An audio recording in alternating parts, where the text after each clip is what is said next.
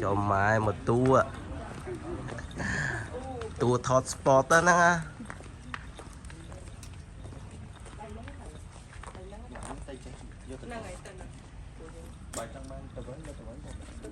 ủa cái vài kia đó baแต่ថ្ងៃនេះចង់ណែនាំបង្ហាញពីហាងកៅអៅមួយទឹកមកពីប្រទេសជប៉ុនដ៏ធំ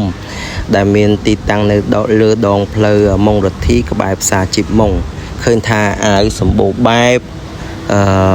ផលិតនៅប្រទេសជប៉ុនសុទ្ធ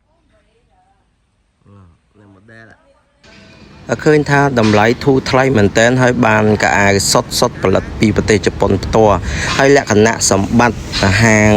ដ៏ល្អនោះគឺហាងគឺផ្ដល់ការងារដល់បុគ្គលិកដែលជាជនពិការជាច្រើនអាចមកបំពេញការងារនៅទីនេះបានហើយមួយទៀតគឺយើងទិញខោអាវឬខោអាវមួយស្មើនឹងការជួយផ្ដល់ជាវ៉ាក់សាំងគ្រុនស្វិតដៃជើងដល់កុមារបានតែទិញកៅអៅមួយផលចំណេញពីការលក់កៅអៅនេះគឺផ្ដល់មកវិញនៅការផ្ដល់ជាវ៉ាក់សាំងជូនដល់កុមារ